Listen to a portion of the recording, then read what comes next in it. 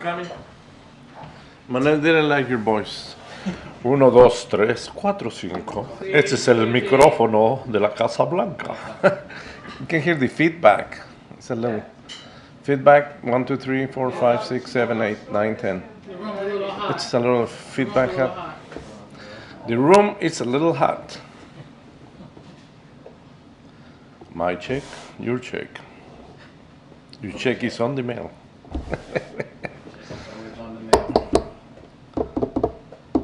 You hear it? Is that box on the wall cut off? Hello? Hello? It's my check 1, 2, 3, 4, 5. This is my check for the daily briefing, scheduled at 2:15. 2:15. My check 3, 2, 1, 3, 2, 1, 4, 5, 6, 7, 8, 9, 10. Sherry, cut away. Yes, sir. Victor, what is your question? Next. Oh, God. Make it real. Make it real. So, I was saying, remember the conversation we were having? Yeah. The ship. Do an honest critique. Yeah, it's different colors. I see the different colors, but it's not. Pretty colors. Sí. Sí, señor. Hasta luego. Oh, this is my camera. Uh-oh, Manuel, you're in the shot. It's in the one shot.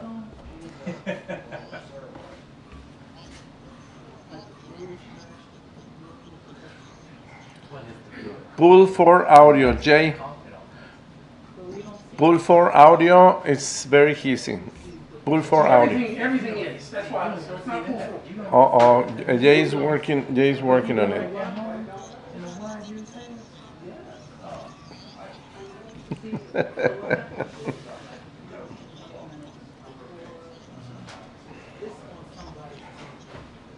Man, I don't know what happened. Right now, we're probably somebody's trying I want her back. to conversation. So they use the wide shots from their robo Briefing coming up Thank soon. you. They use their robo not this one. Thank you, Martin. The Thank robo, you, Mike. which is over model. So that was my wife. I know, you still, you wouldn't know. Maybe just make it. No, I don't know that. No, I don't know.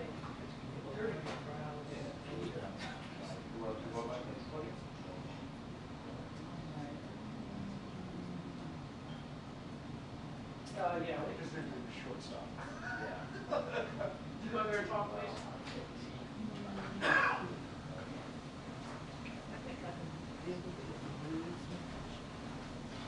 So now Jay is connected to the mall. The Mall of the Americas. 1, 2, 3. 1, 2, 3. Is that better, Jay? What Marwa is saying is the pull for audio is the chair, correct? Yes, it's been checked out. He said it was very noisy, hazy. Huh? He was very noisy, noise. Cool. Marwa intake. It was very noisy. Yep. It's like the only thing I'm getting here is a lot of hiss. So I don't know, Jay's trouble. Yeah, he's troubleshooting something. Maybe your rack went south. So he's been allowed to hiss. You haven't punched me out to the pool yet, no, Jay? What are you talking about, the chair mic? Though? The chair mic. It's in the chair. So let's see if there's a battery in here. 'Cause I don't know if they're on phantom power or battery power.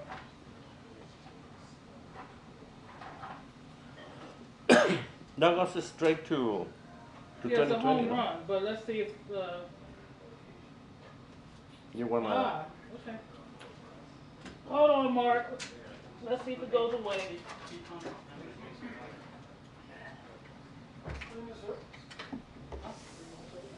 Oh, yes, I was. Where were you? Could have been a battery. Yeah. He's, you know, You have a little. they said he heard him, but Mark's saying that it's his. So There's a it might be little corrosion there. Wow. You my little mice come out. Hello. I know. We're known for that.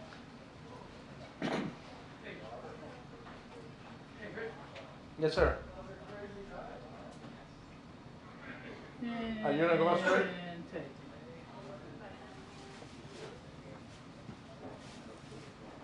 Hey Mark, this is Sherry. Hey dear. So I hear you saying the chair mic sounds a little noisy. How does it sound now? Will that noise going away? 1, 2, 3, 4, 5, 6, 7, 8, 9, 10. Yes, sir. Yes, sir. Jay. Copy Jay. Copy Jay. Okay. I'm gonna send this out, pool anchor one, Okay. back to the rear. Back to the pool. Chair is fine. It's everything else. Everything else is. Everything else. Yeah, he's doing it straight out from the mixer. Diameter 1. Don't give me any more medicine.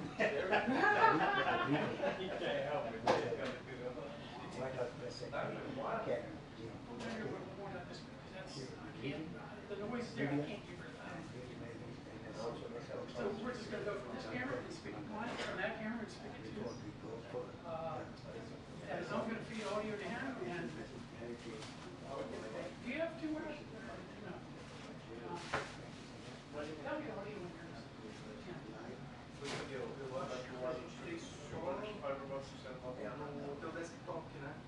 Yeah, one firebox, two pads. And all the cuts is coming out of that box. Right from that camera. I don't know what else to do now, but yeah, well, it's clean on my mixer, but it's not on that. This was off the chair side. Yeah, this side. Away from the door. Miss Sherry, Y'all? what's happening? Myself, you're here when, you're here when I was from. Put the sign on the door. I mean, they come. Still don't know when, but that mean they come.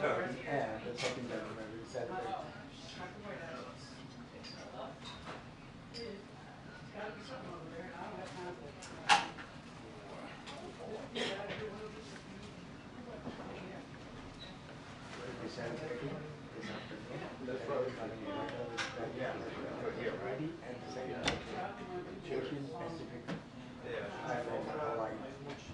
Asian month, Heritage Month, Asian Pacific Heritage Month. Hey, do you have your links with you? My what? Your wireless? Yeah, I do. Hold on. Let me, take this with you.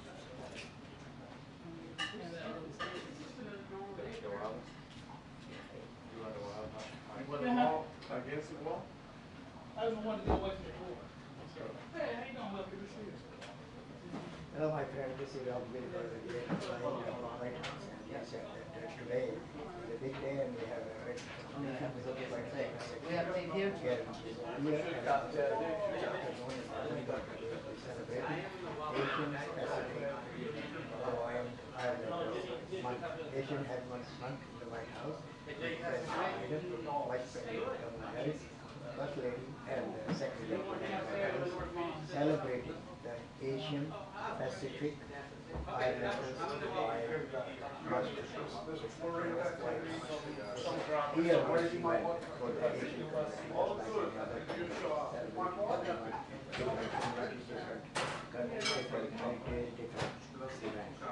This month is Asian Pacific Heritage Hawaiian Islanders. Congratulations and our best of wishes to all our friends. Hey,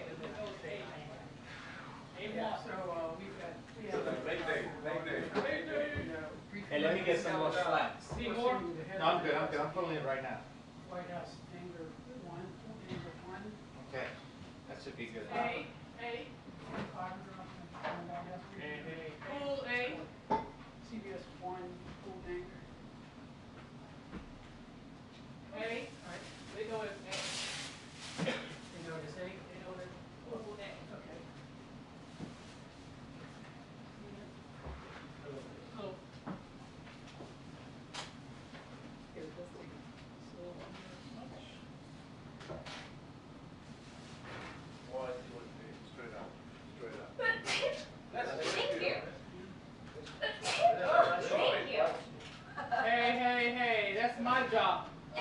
Somebody's thinking of you.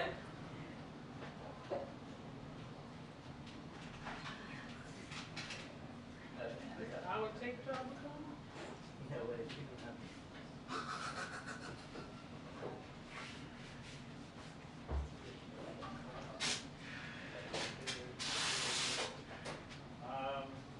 Right now. Let me see if I have any in my bag.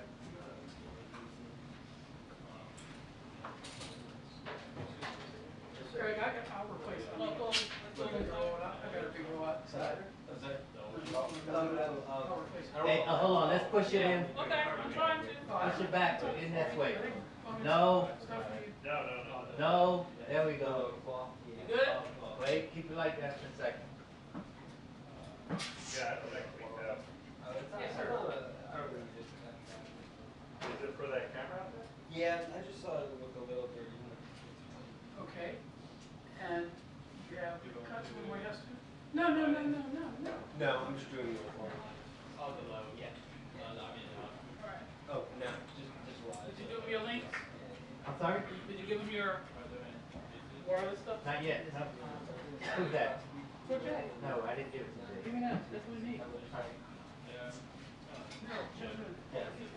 That's not bad.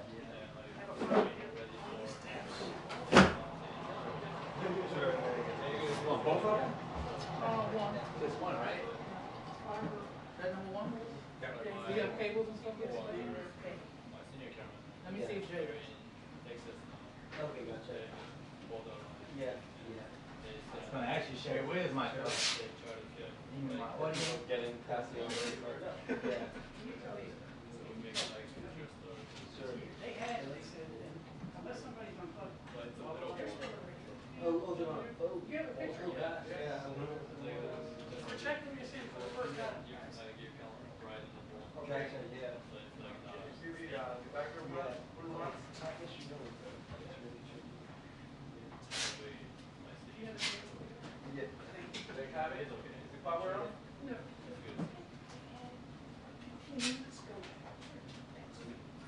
He's in on you. Oh, is it new? Yeah, I think he's in you. I'm gonna do it back here. The audio part. No, I'm gonna put it back to White House One, and they'll say, oh, yeah, we got it. Yeah, that's kind of cool that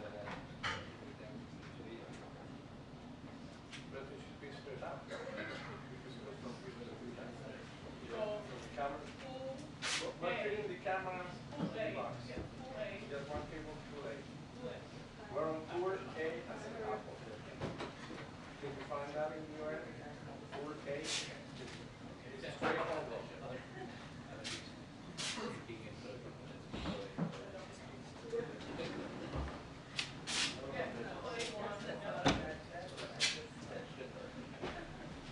So, something in the doctor.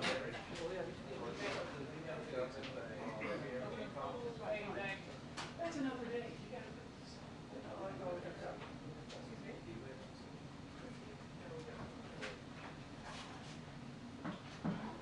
We have 50 more minutes. We can say 50%. You got more than that. I'll be more worried about the preset with the. You have bars up there? That's the full, tell them that's the full bar, I think. Pull down. Yes, it is bars, but that has nothing to do with, we're not going out. But they're looking at bars, so they say, they're saying on White House One. You saw me, I just want to make sure, yeah, no problem. Wait, wait, wait, right? That's not, right. Okay, so yeah, that is the full A, A1. Okay, which of the ones were it? That's number one.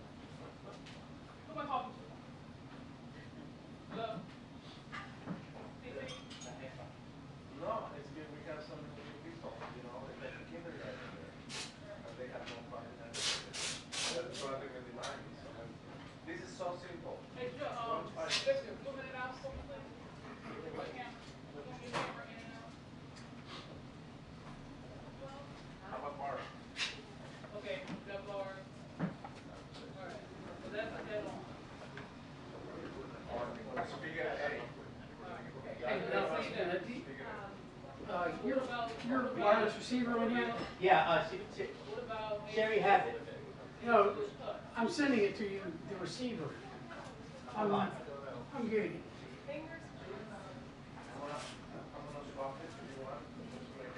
Okay, I see that. I'm sorry, what happened? On White House Creek, right? What are you talking Oh, you want this? I'm sending you wireless. about? Okay, I'm sorry. You got it in chat? Yeah. It's coming, I'm sending you bars, so just, if you zero that, please, channel 1 only. Oh, you need to zero it up? Okay, hold on. Yeah, let me know you see it, you should.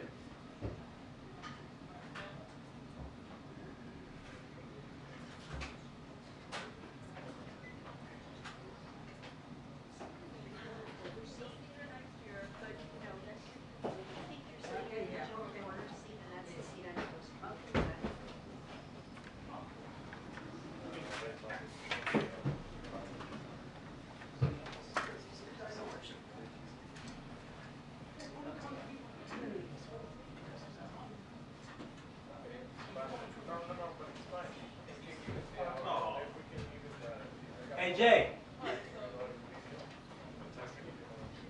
Hey, Jay, you sending Tone? Yes, I am. Oh, let me check. Hold on. Never mind, it's the antennas. Hang on.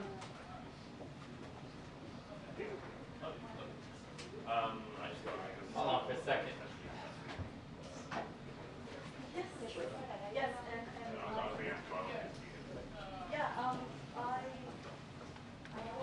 Come on the podium, somebody?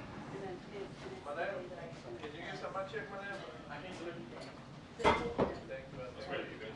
yeah, but I was like, Steve, let me speak first. Your first book. Yeah, good. Thank you. Hey, Manel, do you see that? Hold on for a second. And I was like, I will not come. Not come. Testing, testing for press 1, 2, 3, 4, 5, 6, 7, 8, 9, 10. Testing for press 1, 2, 3, 4, 5. Sounds good? Is it good? Okay, hold on, before you go, I want to hear something. Sure. How does it sound now? Testing, testing 1, 2. Sound now? One day, I get my Okay. All right, thank you. All right, thank you. That's good.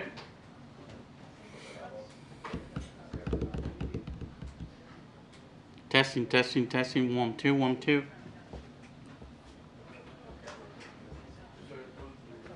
Chris, are we good?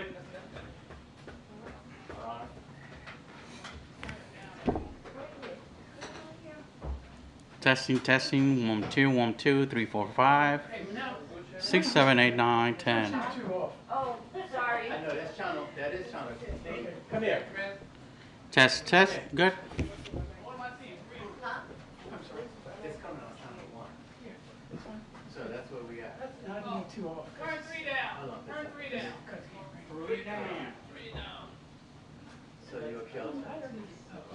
I'll see you on right now. Use your. Yeah. 3 down. 3 down. Got it off. Matter of fact, put the legs down. Come on. That's it. Go back. You want to bring it back up here or you do? No. I think you should. You want to make it official, send an email? You want to do like all, All right. like nicely? We're good. Eric, I said, Eric, you got time from, No, this is not halftime thing. no, Eric, if you have time to call today, like now. No, he's off. I think today's his day off. Monday's he off.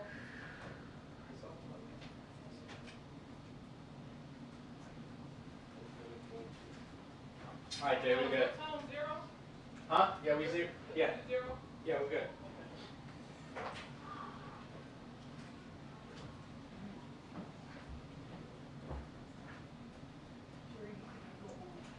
Hey, I'm going. I'm running. Right now, it's going to this time to run. What happened to your normal fiber connection? It's not working. I don't know what's going on right now, but it's getting some static. Is it Monday? Is that the problem? Monday's blues. But you know what? I'll wait till y'all get that done. Yeah.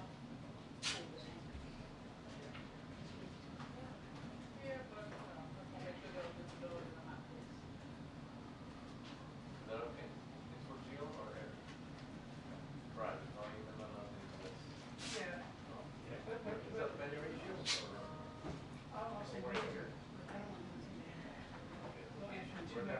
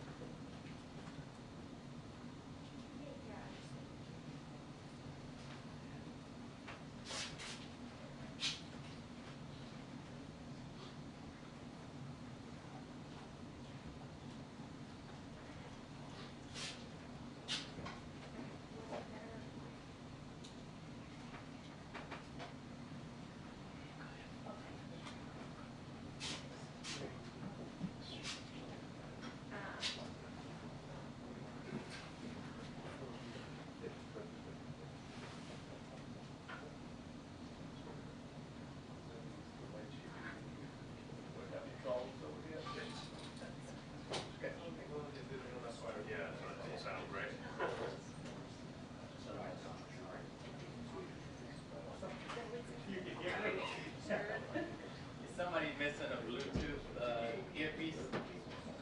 Have a call going on right now?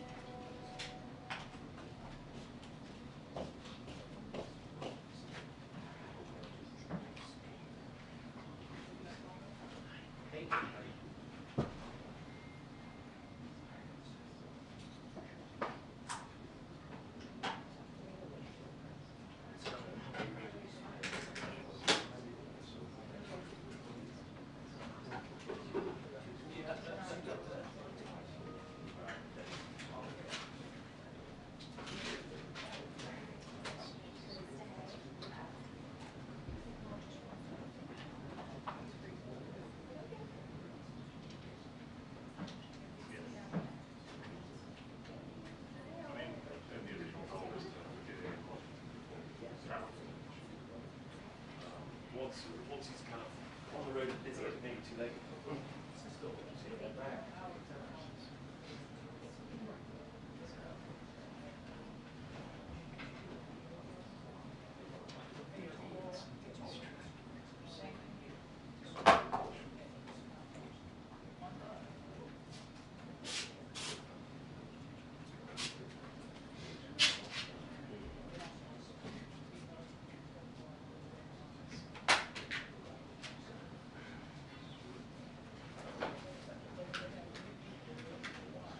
Yeah,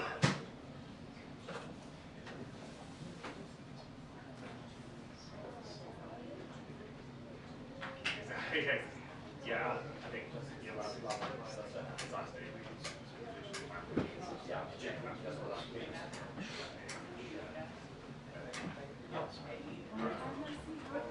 I'm okay. I've actually been avoiding it. Stop. That's why the long time no see. Oh my God.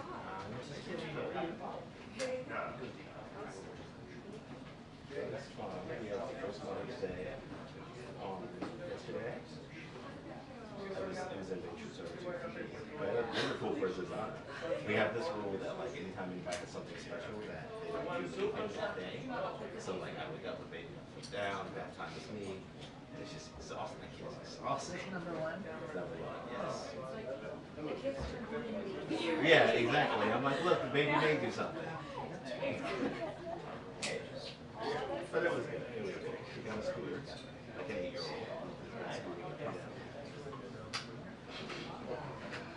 Wait, the baby got a scooter? No, the baby was not for several years. Oh, the mom got a My wife scooter. got a scooter.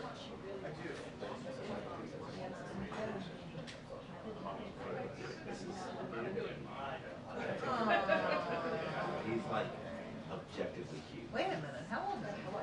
He's in that picture big. He's 9 months now. Oh, because he looks big. I mean, he looks, I thought he was like. Just call my baby fat. No, I'm he's big I'm as just kidding. No, he's not fat at all. He has good muscle tone. Actually, babies should be really fat. Yeah, exactly. He's not, right? Yeah, see? Perfect answer. You say that even if the baby's ugly.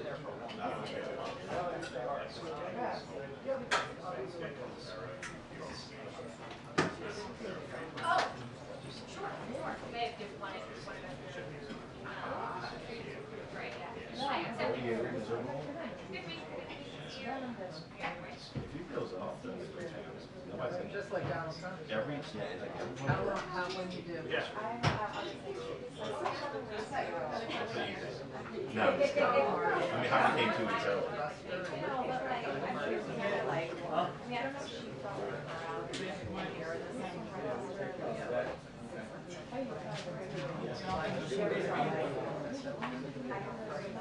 Yes, yeah.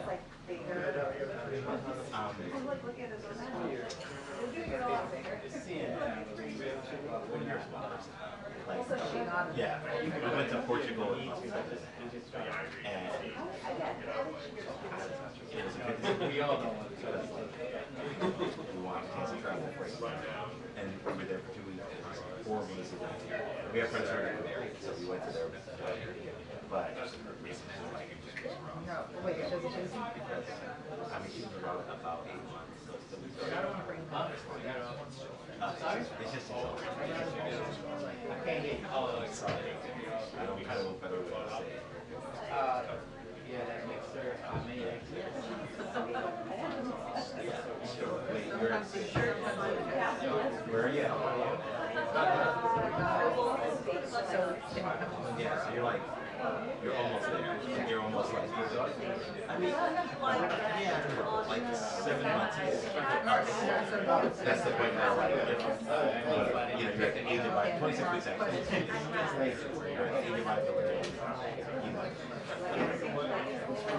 it's like it was just a breath of relief for us. But then it's also stage. Yes, correct. But a very graceful bit.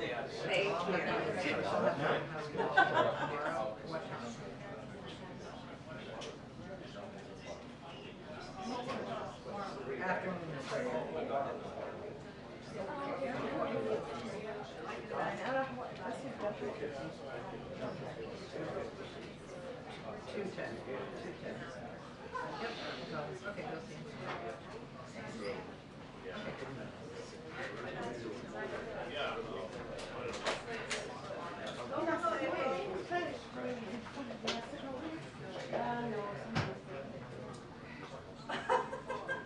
I think your cat was playing with it. His cat's Like, like to shoot.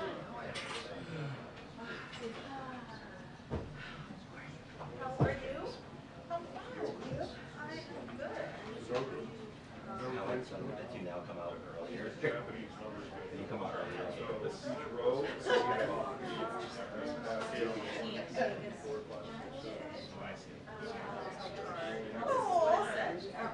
It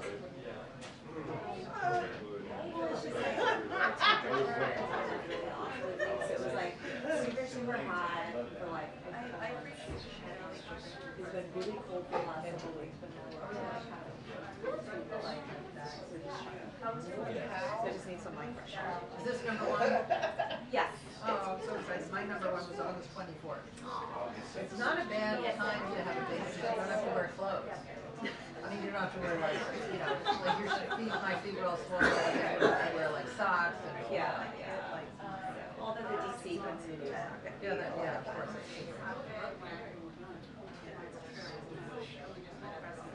Although both my kids were born in election, which was so Maybe work. You can do that.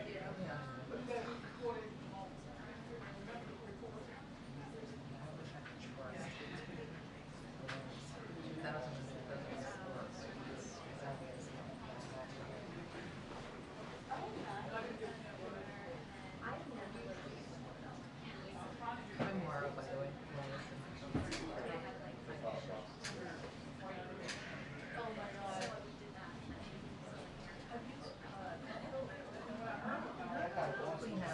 I'm part of the White House Review, but I'm not here as much as the actual White House correspondent. Well, I'm in the national, so I am in the national, but they do more, like I don't know that whole thing. I do that. Is there a while pregnant? That was a full press. No, it's not. I'm just I started when Are you still? That's my story and I'm sticking to it. Are you still a temporary employee? Yeah, that's really good, that's good. In a year now, in a year now. You must know somebody who's there. Those reports. Now, I will say that when I started there once, they didn't do that. Really? They did not do that. I don't even know how they're allowed to do that. It seems like. I know, I mean, but they did not do that. That was one reason I don't know. I don't know how to there was not that when I started. Oh, really? Oh, yeah, that's great. Yeah.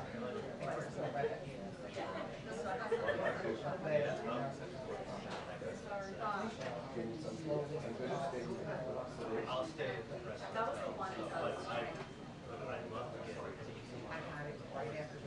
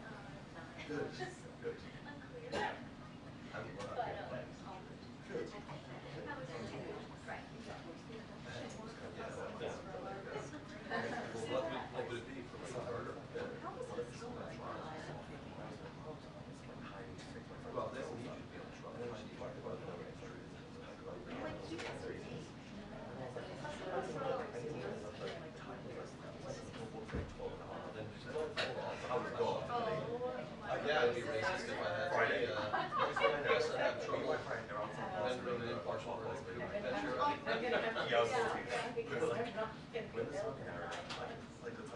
Works on these. Feeding your family, huh? I'm going to just do like comics back and forth for like 10 minutes, and then at one point I look up and it's like the whole window and I'm studying people My, there. my brother's a policeman. There was just there was one guy who was just like, Would this be the right time for me to disclose my grandma's misogyny and racial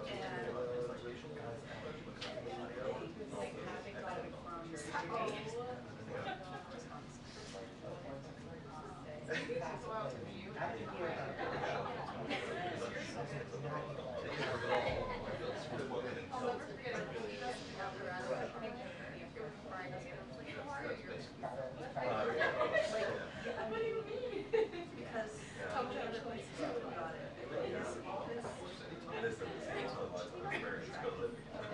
contact tracing and they didn't have an outbreak.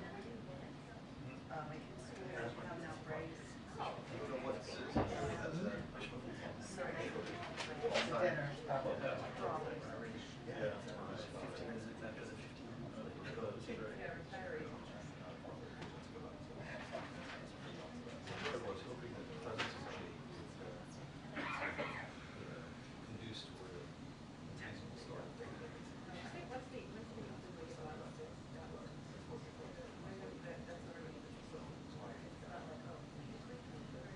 Slippery slope.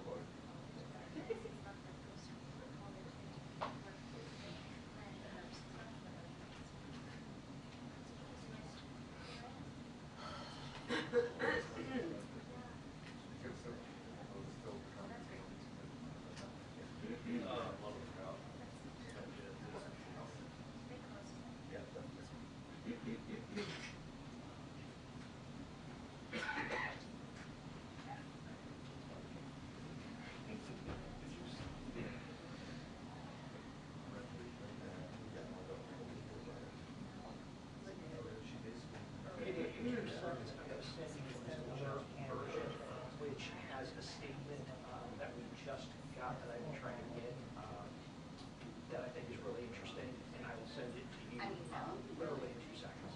All right.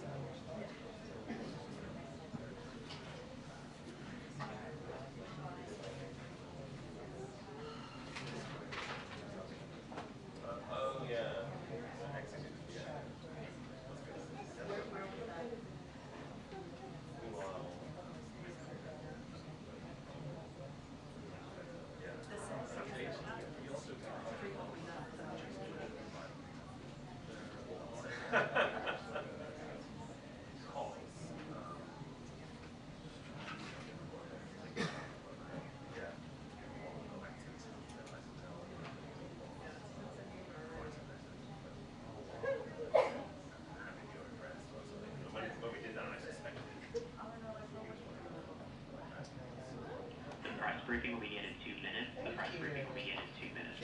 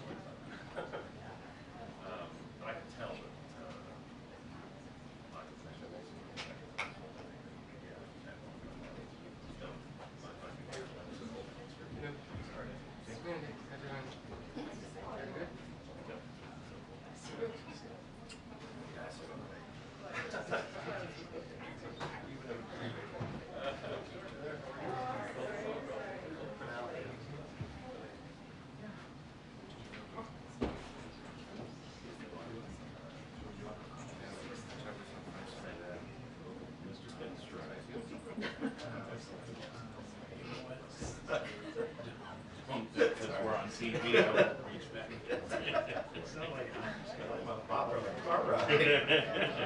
But what they get no, they are. I just like to be fun. It's just, we have this. It's just. Over pictures? No, not specifically. Probably.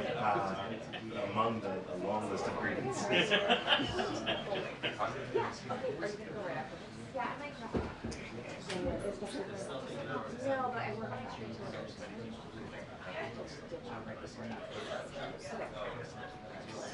the weather's fine, but like, so yeah, I'm just gonna grab it. Sounds good.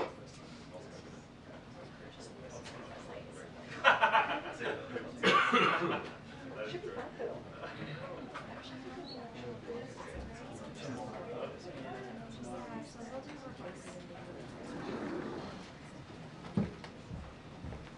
All right, good afternoon, everyone. Happy Monday, happy belated Mother's Day to many of you here. I have two things at the top, and then I'll turn it over to our National Security Advisor. So this afternoon, the President and Vice President will host a reception celebrating Asian American, Native Hawaiian, and Pacific Islander Heritage Month here at the White House. The Biden-Harris administration has leveraged the full force of the federal government to ensure the promise of America for all AA and NHPI communities, including by using an executive order establishing the President's Advisory Commission and the White House Initiative on Asian American, Native Hawaiians, and Pacific Islanders. The Biden-Harris administration has delivered the most equitable economic recovery on record, with nearly 15 million jobs created, including historic AA and NHPI small business growth. We are also working to ensure equal access to quality education, expand affordable health care for children and families, combat hate, improve disaster recovery, preserve indigenous heritage and lands, and protect civil rights by advancing language access and data equity. And you'll hear from the President directly on this work later today. And finally, today, the Biden-Harris administration is kicking off this year's Infrastructure Week. I know you all are very excited about that. We are celebrating the historic progress of President Biden's Investing in America agenda, which continues to create good-paying jobs, boost domestic manufacturing, strengthen supply chains, and grow the economy from the middle out and bottom up. While Infrastructure Week became an empty punchline during the prior administration, President Biden is delivering an infrastructure decade that will benefit communities for generations to come. To date, our administration has announced over 56,000 infrastructure projects across the country and delivered over $450 billion from the infrastructure law. Today, we release an updated map showcasing thousands of projects that are underway, as well as new state-by-state fact sheets that spotlight investments and projects across the President's entire Investing America agenda. This Infrastructure Week, we are also calling out Congress, Republicans in Congress to be more specific, who voted against President's infrastructure law, but are now showing up at groundbreaking events and ribbon cuttings. We're also calling on congressional Republicans to extend funding for Affordability Connectivity Program, which has lowered internet bills to enable more than 23 million households to access affordable, high-speed internet.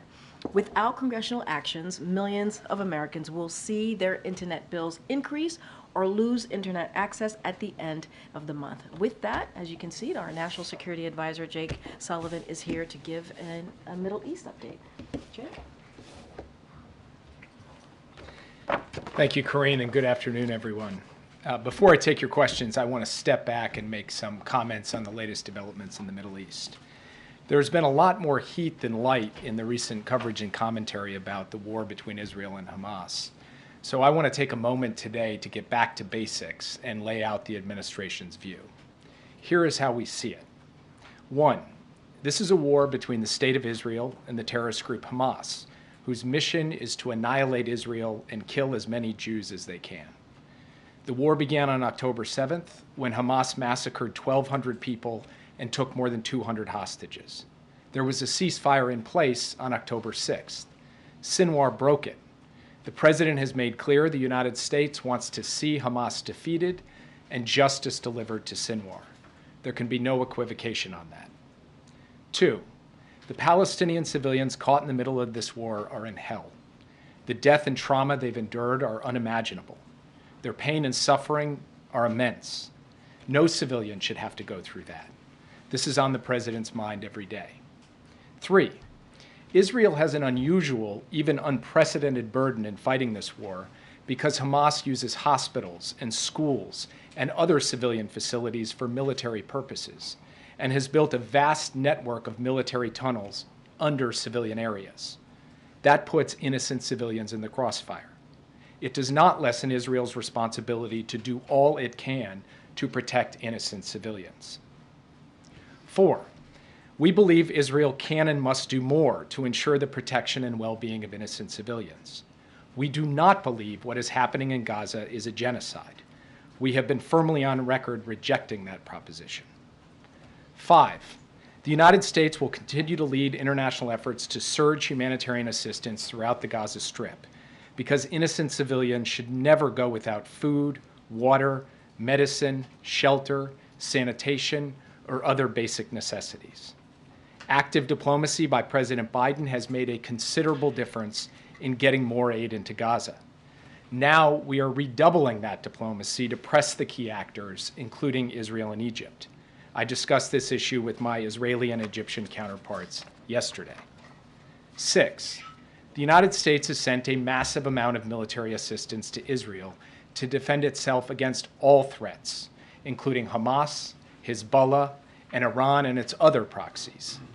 We are continuing to send military assistance, and we will ensure that Israel receives the full amount provided in the supplemental. We have paused the shipment of 2,000-pound bombs because we do not believe they should be dropped in densely populated cities. We are talking to the Israeli government about this. We still believe would be a mistake to launch a major military operation into the heart of Rafah that would put huge numbers of civilians at risk without a clear strategic gain.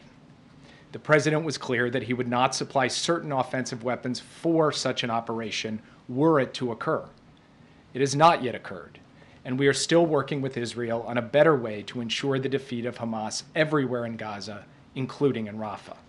This has been the subject of detailed conversations between our professionals, and I discussed this again with my Israeli counterpart just yesterday. 7, military pressure is necessary, but not sufficient to fully defeat Hamas.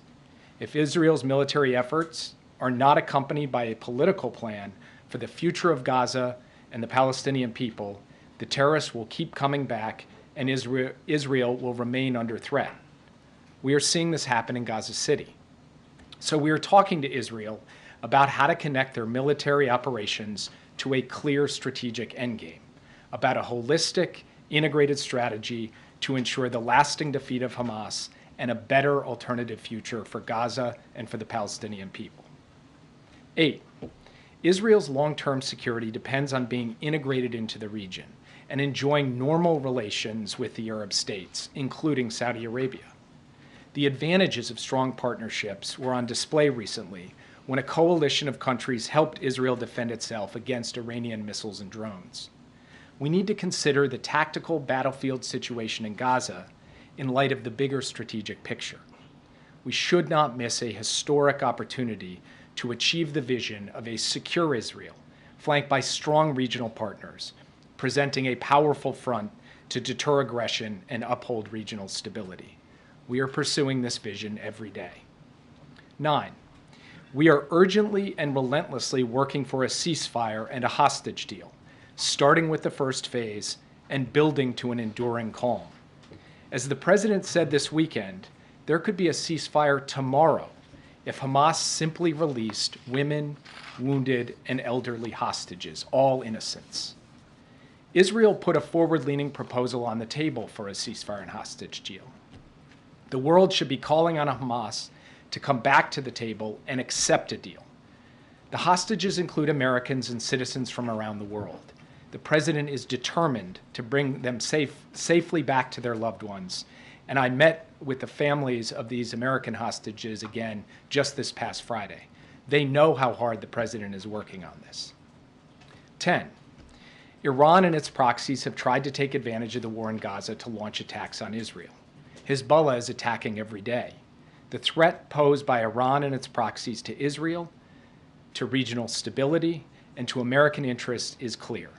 We are working with Israel and other partners to protect against these threats and to prevent escalation into an all-out regional war through a calibrated combination of diplomacy, deterrence, force posture adjustments, and use of force when necessary to protect our people and to defend our interests and our allies.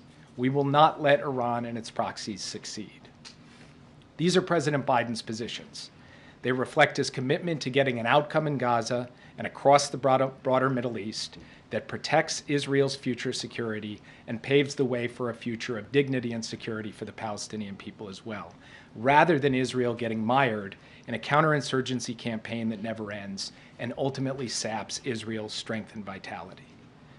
And this is all consistent with President Biden's longstanding view that ultimately a two-state solution is the only way to ensure a strong, secure, Jewish, democratic state of Israel, as well as a future of dignity, security, and prosperity for the Palestinian people.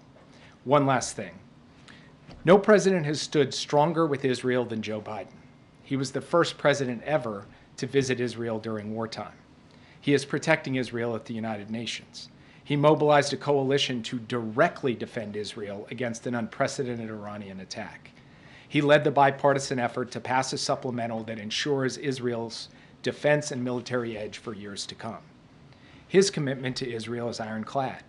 Ironclad doesn't mean you never disagree. It means you work through your disagreements, as only true friends can do. That's exactly what we've done for the past 7 months, and that's what we'll keep doing. And with that, I'll be happy to take your questions. Yeah. Thank you, Jake. Just a week ago, the administration sounded optimistic on the prospect of a ceasefire and hostage deal. Now those talks appear to have stalled. Can you provide an update? Well, I have been quoting George Mitchell of late, who negotiated peace between the warring parties in Northern Ireland. And Senator Mitchell said quite famously that negotiations are 1,000 days of failure and 1 day of success. And right now, we're in the former days rather than the latter day. And this particular negotiation has had its ups and downs, its ins and outs, its twists and turns. And what I laid out in my opening comments remains the case. There could be a ceasefire tomorrow if Hamas would just go ahead and release women, wounded, and elderly. We do believe Israel has put a good proposal on the table. Hamas has put a counter-proposal on the table. The world is calling for a ceasefire. Those who are doing so should go to Hamas and say, come to the table and work until we get a deal. I can't predict when and if that will happen. I can tell you that we remain committed to pressing the diplomacy to achieve that outcome on behalf of the American hostages and all the hostages, and on behalf of getting to an enduring calm in Gaza. What exactly the next step is, we will have to see. This is a dynamic situation that involves the diplomatic element as well as the military element, including the recent operations that Israel has taken in Rafah. So we will now have to see how things unfold in the coming days. You said that it was down to language. What is it down to now? Well, in the end, when you're talking about a phased agreement that has multiple elements relating to sequencing of hostages coming out, movement of military capabilities, surging of humanitarian assistance, movement of civilians, all these things are quite detailed, and working through those details is what is going to be necessary to get this across the finish line. We believe there is a framework that both sides could sign up to, and it's really about the specifics of that framework and filling that out that's necessary. Language ends up being on a page, but it is what reflects the implementation of those details. That's what we're working with the parties, both with Israel and with Qatar and Egypt, who are in close touch with the representatives of Hamas, and we'll keep you updated as we drive to the finish line. We are intent and determined to get all of the hostages home. We are intent and determined to produce a ceasefire and hostage deal. We believe we can achieve that. I cannot tell you when. Yeah. Jake, I want to ask you about Russia, but just first on this topic. In the readout, your call with Israeli officials yesterday, it said that you're going to have this meeting again in person soon. Is your expectation, well, one, when is your expectation that that meeting will happen, and do you expect that there won't be a Rafah offensive until that meeting has taken place? I expect it'll happen in a matter of days, not weeks. We haven't announced a specific date on the calendar, but this isn't going to be long in the future. We're just talking about scheduling so that we can get the teams together. Because, of course, it's not just me meeting my counterpart. It's military intelligence and humanitarian professionals on both sides being a part of that conversation as well. And what I expect is that we will have an opportunity to talk further about the best way to ensure Hamas's defeat everywhere in Gaza, including in Rafah, in the context of that conversation. And that opportunity will still be available to us when we show up for that conversation. And then Zelensky's advisor said today that these new Russian government appointments, including the defense minister, show that Moscow is going to try to scale up its war effort and reconfigure its economy for its defense needs. Is that your assessment of this shakeup as well? Look, it's an opaque system. It's run by one man, Vladimir Putin. He calls the shots. He may move around professionals into various roles, but at the end of the day, he seems bound and determined to continue to try to inflict a brutal war of aggression on Ukraine. We'll take whatever comes, support Ukraine alongside a coalition of countries, and see what happens. So I don't have a specific comment on the nature of this change up in their government. I've seen that speculation from the Ukrainians. It's not unreasonable, but I can't draw any conclusions at this point. We'll have to see what unfolds. Yeah. Thanks, Jake. Does the U.S. believe that Sinwar or other top Hamas leaders are hiding in Rafah? And if not, why do the Israeli forces continue to push further into Rafah? What reasons are they giving you? Look, I've seen the public reporting on this, both in Israeli press and in American press, citing intelligence officials suggesting he's not actually in Rafah. I'm not going to comment from intelligence on intelligence operations from the podium, so I'm afraid I can't go further in trying to answer your question. But it's a reasonable question if, in fact, it were the case that he weren't in Rafah, but I can't confirm that one way or the other from this podium. What reasons are the Israelis giving for why they continue to push forward in Rafah? And do you get the sense that they're taking the U.S. warning and threat seriously?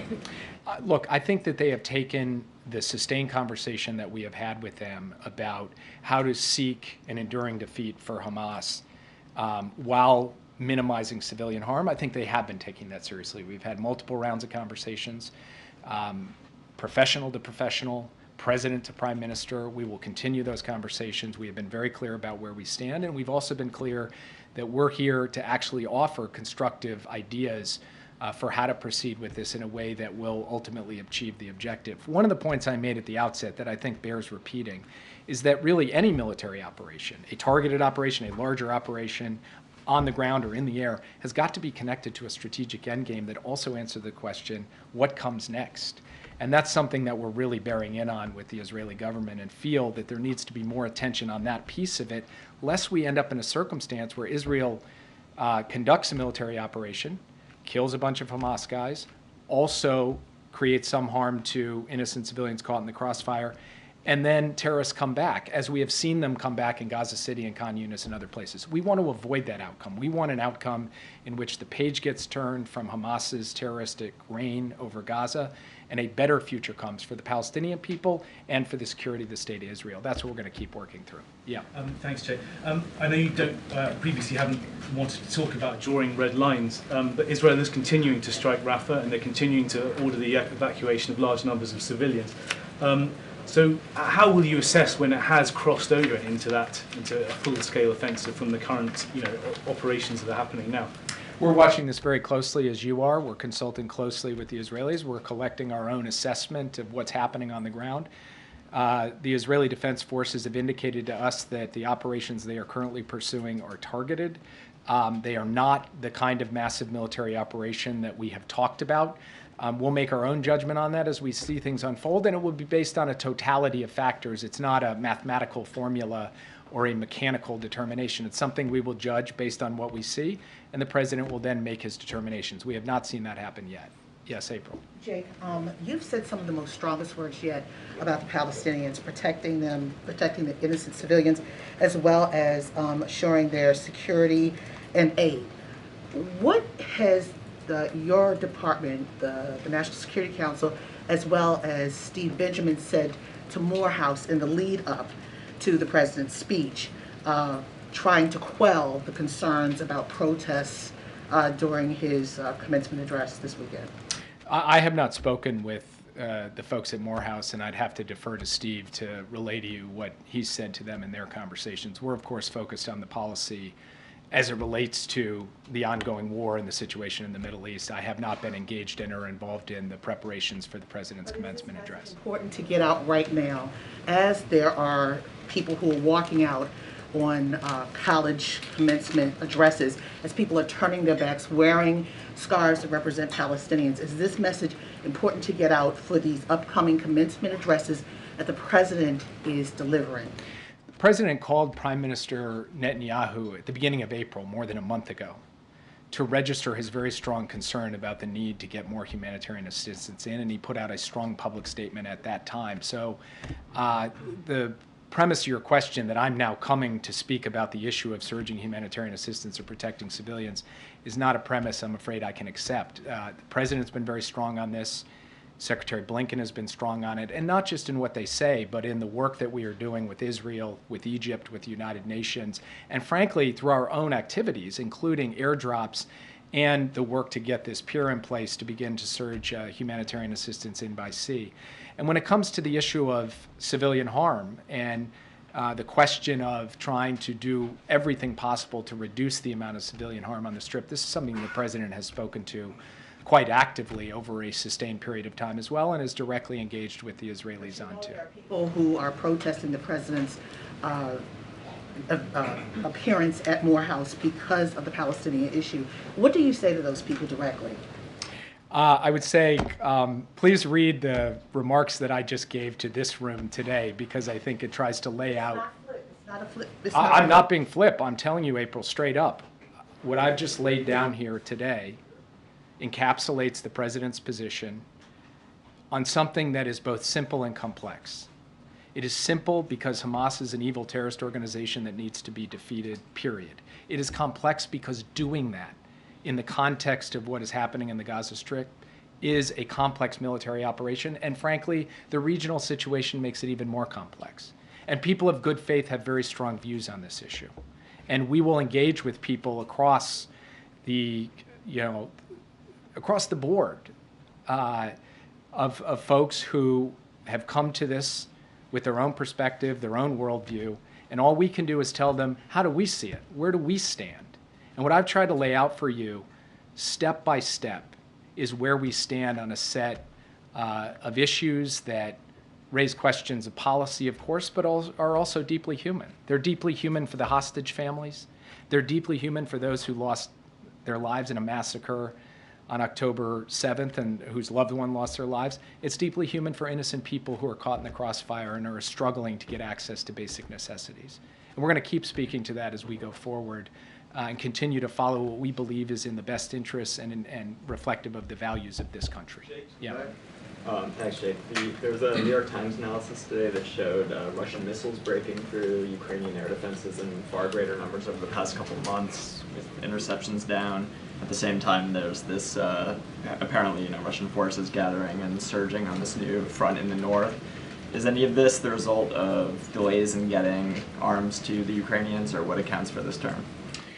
So part of it is the fact that Russia has continued to push the envelope in terms of just the brutality and intensity of its campaign. It has sought more targets across a wider range of Ukraine, most of them civilian, frankly, trying to destroy the Ukrainian electricity grid with an even greater determination this year than they had last year. Part of it is about the need for us, the United States and our coalition of countries, to surge yet more air defense in so that Ukraine has it. And yes, part of it is about a 6-month delay in being able to get assistance to Ukraine that has put Ukraine in a hole, and we've made no bones about that from this podium. So we have started moving air defense to them. We intend to move more, and by we, I don't just mean the U.S., I mean our whole coalition with the President, Secretary Austin, myself, working day in, day out to coordinate those deliveries and to put Ukraine in a position where it is better able to defend against what Russia is throwing at them, and what they are throwing at them is quite considerable. Yeah. Follow up on that. Can you quantify how quickly are the new packages of military assistance arriving on the battlefield in Ukraine, and if the U.S. is confident that they'll arrive in time for the Ukrainians to be able to fend off advances in Kharkiv and other regions? The same day that the law took effect, now 2-3 weeks ago, the president signed out $1 billion package. Some of that equipment is already on the battlefield. On Friday, he signed out another package. Some of that equipment will get onto the battlefield this week. Now, some of it has a longer lead time in terms of our ability to ship it, organize it, and get it in. So I don't want to suggest that all $1 billion worth of equipment is on the battlefield. But what you will see is a steady flow week by week. It's not like we've got to wait well out into the future before stuff starts getting delivered. And we are going to have another, what we call PDA, Presidential Drawdown Authority package, just in the coming days, because we're trying to really accelerate the tempo of the deliveries, recognizing, as I said before, the delay put Ukraine in a hole, and we're trying to help them dig out of that hole as rapidly as possible. PDAs every week now, or even faster? How we do the drawdown is a little bit less of the central issue than what the size of it is and what the sequence of actual deliveries are. So I'm not going to suggest that there'll be a drawdown every week. What I am going to suggest is that the level of intensity being exhibited right now in terms of moving stuff is at a 10 out of 10. I spoke this morning along with Secretary Austin and Chairman Brown with our counterparts in Ukraine, General Syrskyi, Minister Umarov, and Andriy Yermak. We spoke for 90 minutes. It was a detailed conversation about the situation on the front, about the capabilities that they are most in need of, and a real triage effort to say, get us this stuff this fast so that we can be in a position to effectively defend against the Russian onslaught. And so at the highest levels in our government, we are engaged with the highest levels of theirs to be able to ensure that we're doing everything humanly possible, both ourselves and our allies who are surging equipment as well, to get it there to the front lines. Can I follow up on an Israel question? Sorry. Secretary Blinken said yesterday that Israel could be, quote, holding the bag on an enduring insurgency. I'm curious whether would Israel be holding that bag alone? In other words, is there any concern, or are you concerned that Israel's ongoing prosecution of the war using U.S. weapons is going to help Hamas cultivate kind of a new generation of people who will be, targeting U.S. interests and attacking Americans? Look, we have painful experience in counterinsurgency campaigns, fighting terrorists in urban environments and populated areas, and we know that it is not as simple as executing a military operation and calling it a day. As I said in my opening comments, military operation has to be connected to a political plan for the day after, so that there is a clear alternative, and there's governance, and there's security, and all of the steps you need to take to finally and fully defeat a hardened, entrenched terrorist foe. And yes, one of the risks of engaging in any kind of counterinsurgency campaign is the ability of the terrorist group to attract more recruits and more followers as time goes on. This is something we have talked to the Israelis about. So one of the key points that we have been reinforcing is to step back just from a tactical military analysis of the situation, ask strategically, how do we get to the common goal, the enduring defeat of Hamas? And that is going to require military pressure, yes, but more than just military pressure, a political plan to get there. Hi, thank you. One of the big questions about Rafah is that why does the United States, the strongest ally of Israel, the biggest weapon supplier, seem to have so little clout with the Netanyahu government? And you said, for instance, that they need a strategic endgame. They don't have one yet. Bibi Netanyahu has said they're going to go ahead in Rafah no matter what. What is the evidence that the United States still has clout with the Netanyahu government, or is it just too early to tell? Well, I think you can go back to the beginning and look at the pattern of engagement of the United States and the impact that it's had on, for example, the flow of humanitarian assistance. And we believe also that in engaging Israel on the question of civilian protection and civilian harm, they have made adjustments over the course of time. And then with the question of a strategic endgame, I don't think that's really a question about American influence. That's a question about Israel's strategy and what Israel chooses to do.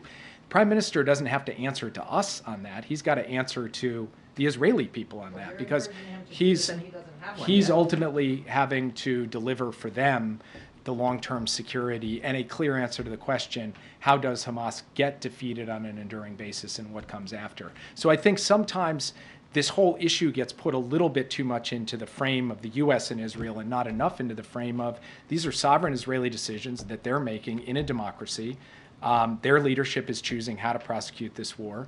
They're going to make those decisions. We're a sovereign country too. We're going to make our decisions. And as a very good friend of Israel, we are going to stand with them as they work to defeat their determined enemy. But we're also going to offer our advice and make clear where we stand on these issues as well. That's the most we can do. That's the most you could ask of anyone. That's what we will do every day. We do believe it has borne results. We hope it will bear more results in the period ahead. Yeah. Another question on Secretary Blinken's comments yesterday. He said that even if Israel goes further into Rafah, that there will still be thousands of Hamas soldiers left. So why isn't Israel saying that they have to go into Rafah to defeat Hamas? Look, I'll leave that to the Israeli government. A point that we have made to them is that Israel has gone through Gaza City. Israel has gone through Khan Yunis. And in both places, you've seen terrorists emerge from the rubble, because, from our perspective, there's not a sufficient integration of a military plan with the political plan. We have concerns about that. We've raised those concerns, not with rancor, but because we want to see a successful outcome to this war. We want to see Hamas defeated. We want to see its leaders, justice delivered to its leaders, starting with Sinwar. So we'll continue to talk to them about this, but really that question, which is a good question, is a question best posed to the Israelis who are formulating the military plans that they are unfolding. On China tariffs, what is the president's goal with his review of those tariffs, and do you expect any retaliation from China if tariffs are in fact raised? So I will not get ahead of the president on this. I've seen obviously all of the reporting on it. It's no secret that the president, this entire administration, has been concerned about unfair practices by the PRC that harm American workers and businesses, the issue of overcapacity, the ways in which China has put in place a series of non-market distorting practices in strategic sectors. And he has said consistently, I'm going to stand up and push back against that. And so that's the frame that he approaches this with. And then I'm going to leave the specifics to be announced in due course, I would say in short order. Yeah. Jake, you cited the humanitarian aid as a way to influence Israel and a clout of the U.S. But this, even the aid coming to Gaza, has been curtailed now. It's been blocked. So barely any aid coming in. And also the repeated attack by settlers and extremists in the West Bank of allowing the aid in. So how can you make sure that actually the U.S. has that clout that you're mentioning? And second, if you allow me, many Arab states said that, including your allies, said they're not going to take part in the day after plan in Gaza in any shape or form, whether it's a force or it's administration. Netanyahu said too that he doesn't want the PA to take part or a two-state solution. So what's your vision when it comes to the day after? How can you push the Israelis to materialize this into some kind of plan of action? So on the first question, in the past few days since Israel took the Rafah crossing, we have seen difficulty getting aid through either Rafah or Kerem Shalom, and this is a matter of great concern to us. This is something we're working not just with the Israeli government, but the Egyptian government and the United Nations, because it will take all three of them working together to make this happen. In the meantime, Israel has opened yet another crossing in the north beyond Erez, a crossing called Zakim, and has moved flour through that crossing. We have managed to get some fuel in down through the south despite all of the other difficulties. This is an urgent and critical situation. We have got to get those crossings open to get more aid in. That has been an issue of the past 3 days since these military operations, and it's something we are working through with all the relevant parties. It is a total outrage that there are people who are attacking and looting these convoys coming from Jordan going to Gaza to deliver humanitarian assistance. We are looking at the tools that we have to respond to this, and we are also raising our concerns at the highest level of the Israeli government, and it's something that we make no bones about. This is completely and utterly unacceptable behavior. On the day after, we are in fact having constructive conversations with Arab states about it. But what they do want to see is a political horizon. They want an answer to what does the long-term future look like for the Palestinian people. That's something we're talking about with them. That's something we're talking about with the Israeli government as well. Yes. Thanks, Jake. Just to put a little bit of a point on Nadia's question, is Israel restricting the flow of humanitarian aid into Gaza, or is it not? So first, I would point you to the findings of the State Department report that just came out over the weekend. We believe that there were periods over the last few weeks where there were restrictions that had to be worked through, but at the time we put that report forward, we felt that there was sufficient work being done by the Israeli government with respect to the facilitation of humanitarian aid that we did not make a judgment that anything had to be done in terms of U.S. assistance. That continues to be our position today. In plain language, they're restricting it, but it's okay in the way that they're restricting it. Those are your words. They are certainly not my words. I'm not sure if that's how you ask questions, but yeah, go ahead. Jay, good afternoon. As we sit here 7 months into this war in Gaza, how confident are you as you stand there that the hostages, the remaining hostages, will come home, A, and B, how many of them do you believe are actually still alive? I cannot give you a clear number of how many are still alive because we do not have total fidelity on that, unfortunately. And it's something that we watch every single day. We know there are deceased hostages, and we know there are living hostages.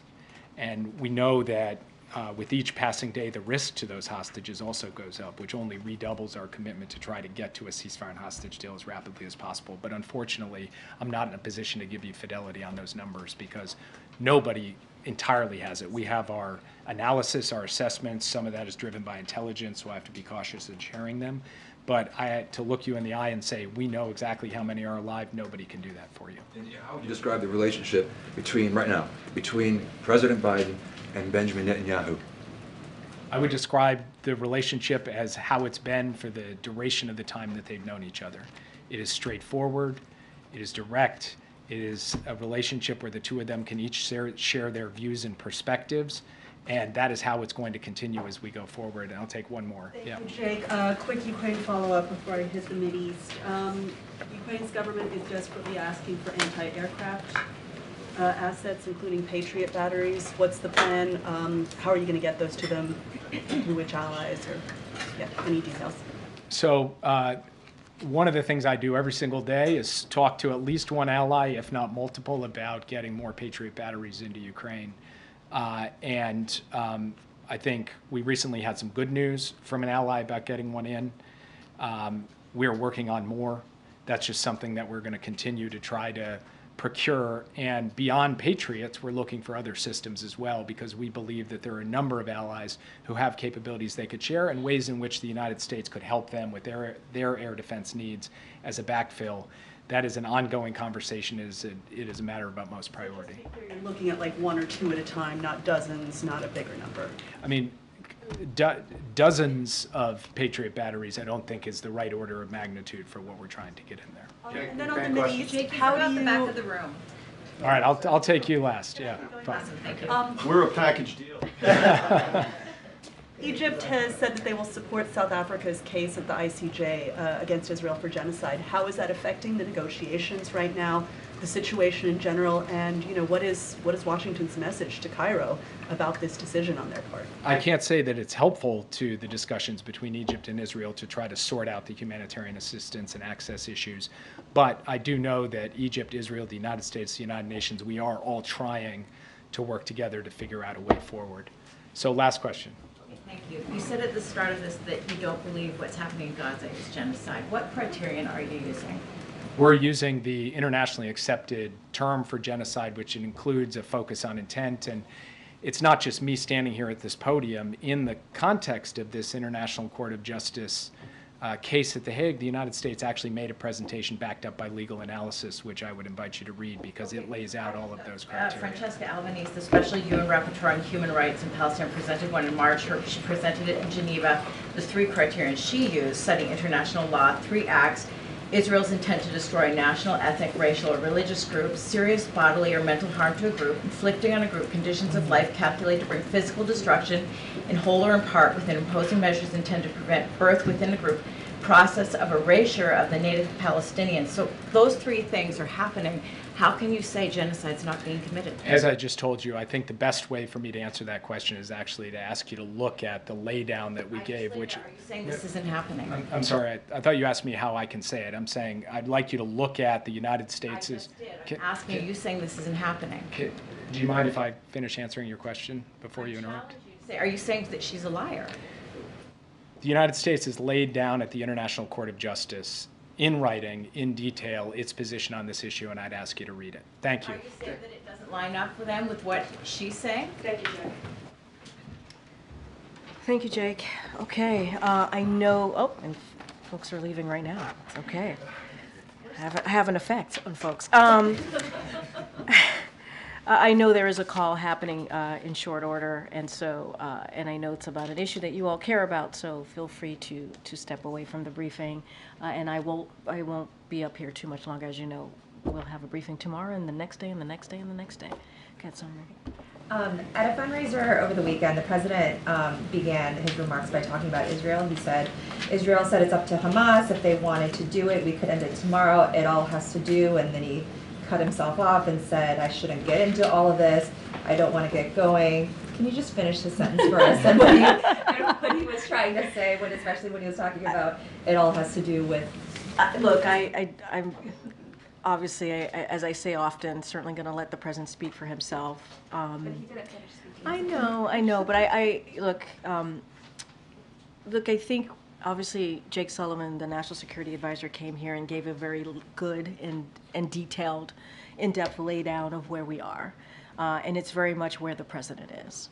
And talked about humanitarian aid, obviously the importance of getting that into Gaza, and how we want to make sure that we deal with what we're seeing there with the dire situation in Gaza. Obviously, he talks about our continued support. He talked about our continued support for Israel's security. That is ironclad. That is what we want to make sure that, you know, they are able to defend themselves. And so I think all of that remains to be true. Hostage deal, we want to get to a ceasefire and also create a situation where we can get more of that humanitarian aid, bring hostages home. So all of that continues to be true. I think the words that you heard from the President's National Security Advisor, I think is very clear on where the President is. I can't, you know, speak beyond that. And, you know, I think the President started out saying what was on his mind, but more broadly, where we are with the situation in Gaza and Israel has been very clear, and we want to continue to lay that out. That is one of the reasons that Jay came out here. The House is likely to vote on the Israel Security Assistance Support Act later this week, which would ban the administration from withholding military aid to Israel that has been congressionally approved. Is that something that, it's obviously a response to the president's comments over the last week, so is that something that the White House would oppose? Are you talking to Democrats who might be inclined to go with Republicans on this? So look, I'll start off, I just repeated basically what I wanted to say to this question, which is this president has been very clear. His commitment to Israel's security is ironclad. That has not changed. We share Israel's goal of defeating Hamas, and will continue to stand with Israel to make that happen. We've been very clear. As it relates to the announcement that the president made in the interview last week on CNN, we have paused only one shipment. That includes 2,000 pounds bombs, which can be very destructive in densely populated urban environments, such as Rafah. You heard, obviously, Jake just speak to this. And then so regarding this bill, as you just asked me about, Sungmin, we strongly, strongly oppose attempts to constrain the president's ability to deploy U.S. security assistance consistent with U.S. foreign policy and national security objectives. It is our objective as well that we plan to spend every last cent appropriated consistent with legal obligations, including in the recent supplemental, that national security supplemental that was just passed and the president obviously signed. We are committed to that to that supplemental, so that has not changed. Okay, go ahead, April. This week, President Biden is going to commemorate the anniversary of Brown v. Board. Does this president or this administration believe that Brown v. Board may have been weakened by the Supreme Court's decision on affirmative action in college admissions? So as you just stated in your question to me, the president is going to commemorate Brown v. Board, and he's also going to meet with the families. That's going to happen on Thursday. On Friday, he's going to go over to the National Museum of African American History and Culture. He'll be there on Friday to give a really important speech. I don't want to get ahead of the president, but to your question about the Supreme Court's ruling in Students for Fair Admissions versus Harvard last year, the president reiterated that his administration will fight to preserve the hard-earned progress we have made to advance racial equity, civil rights, and expand educational opportunity for all Americans. Specifically, the president called on colleges and universities when selecting among qualified applicants to give serious consideration to adversities students have overcome, including the financial means of a student or their family where a student grew up and went to high school, and personal experience of hardship and discrimination, including racial discrimination that a student may have faced. As the president said last June, when this verdict came down, he strongly disagrees with the court decision and believes that one of the greatest strengths of America is indeed our diversity. The president, again, is going to speak about this on Friday, so I don't want to get ahead of him, but we have made very clear how we feel about this decision that happened almost a year ago. But does he believe that it undermines Brown v. Board, this historic ruling that integrates schools, and we are actually seeing the segregation of schools still in this country? No, I totally agree with all the points that you made. I laid out what we thought about that decision that came last last June, and we had said it is something that is concerning, incredibly concerning. The president is going to give a speech on Friday. I'm going to let the president speak for himself. He will address this. Obviously, we are indeed commemorating the landmark Broad v. Board of Education, and so that's something we're going to meet with the families on Thursday. So you see a pattern here that the president's going to meet with the families on Thursday. He's going to give remarks on Friday, and he will speak to this himself. But wanted to lay down what we have said already about the ruling, the admissions ruling versus Harvard that happened last year. We've been very clear about that.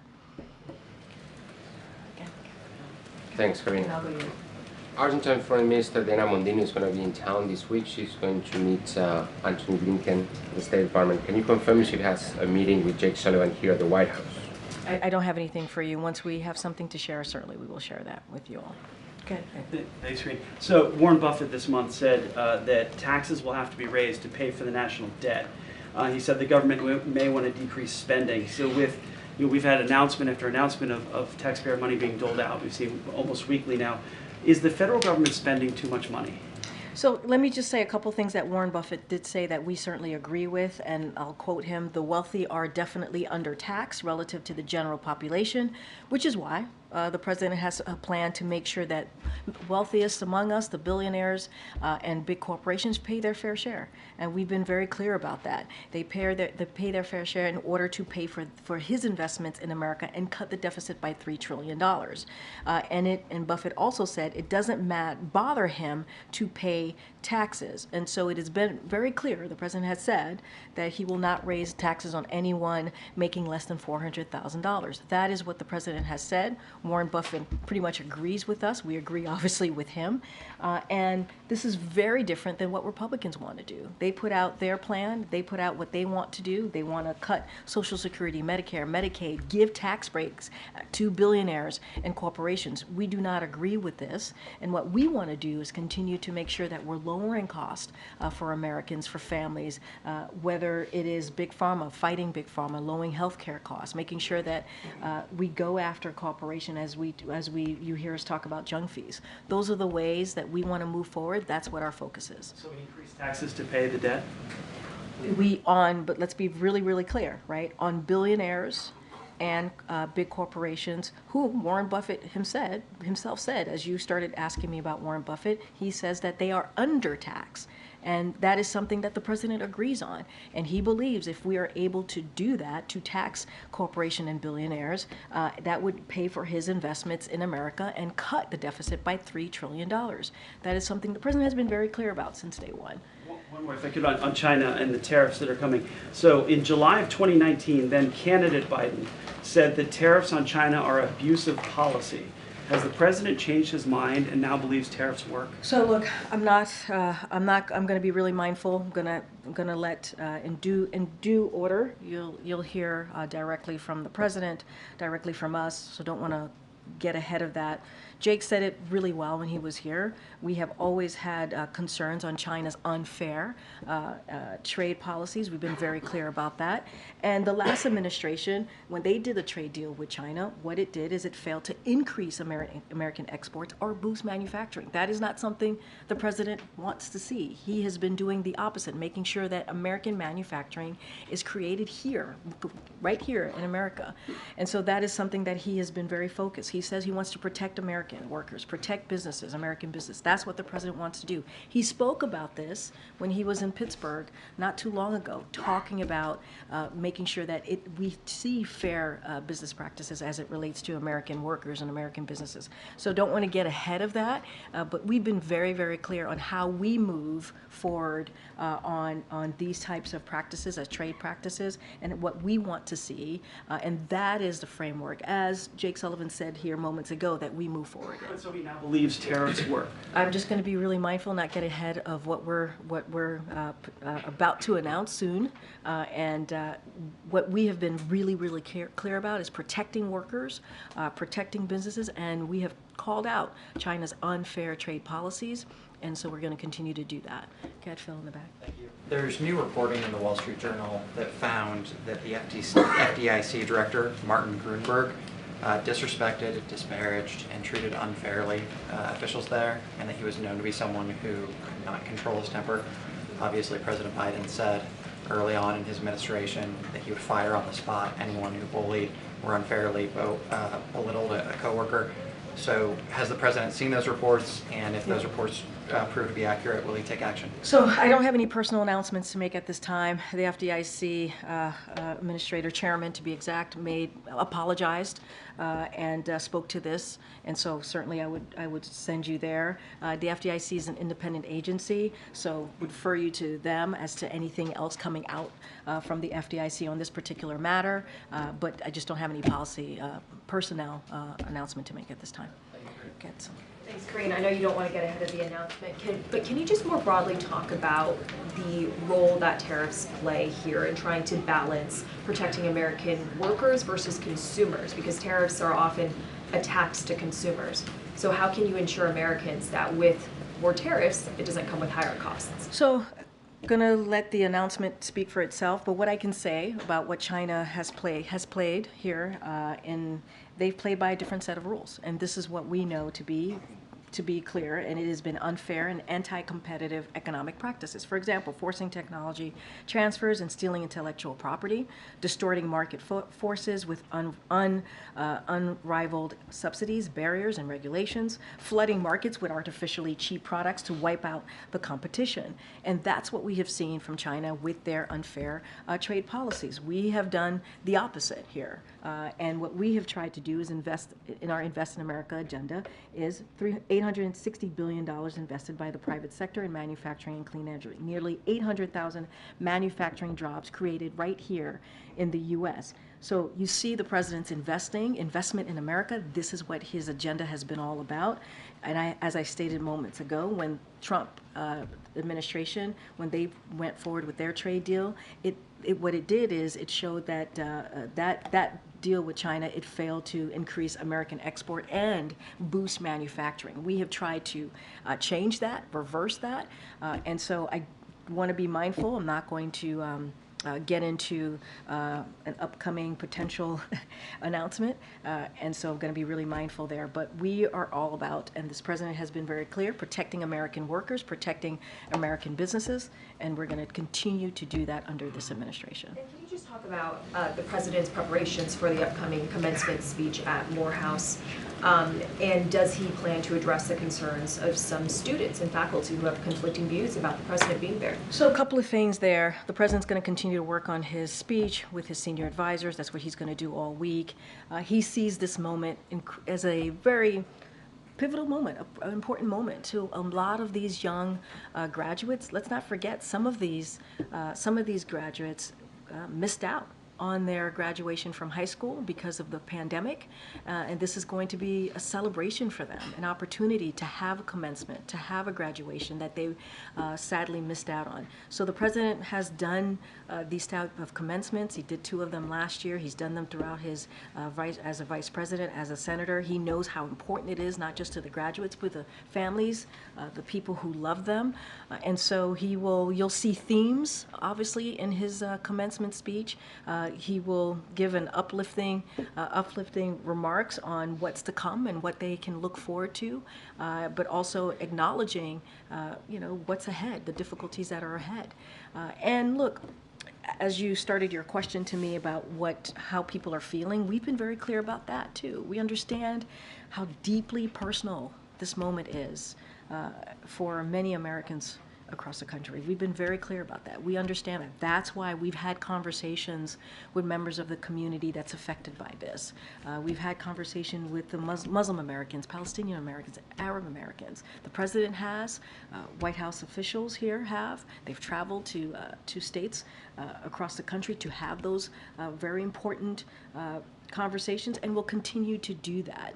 But also this moment, the commencement speech, is such a celebratory moment, and we believe it's important. It's important in this instant. Morehouse is going to hear directly from the President of the United States, and I think that's a memorable moment as well.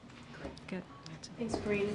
Where do deliberations stand on this potential White House plan to allow a certain number of Palestinian refugees into the U.S.? So I don't have any updates for you. I know I've been asked this question multiple times about conversations happening here. Don't have anything to share. What I will say is, and I've said this many times before, in the beginning of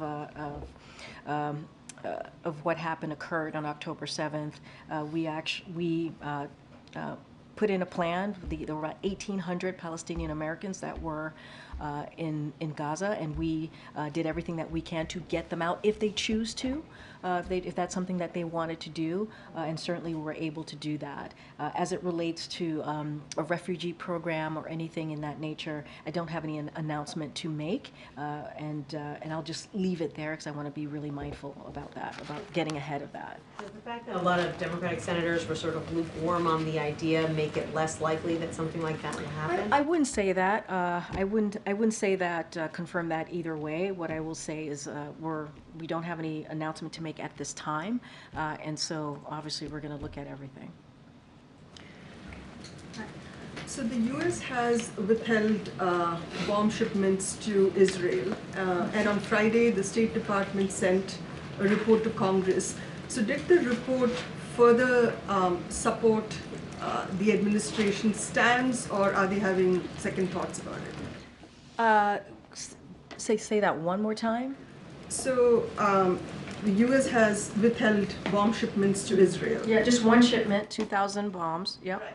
And so we had 2,000 pound bombs. Right. Yep. So and that is connected to what we have said, and we have made very clear about our public and made this publicly and privately, our concerns about a major military operations into Rafah.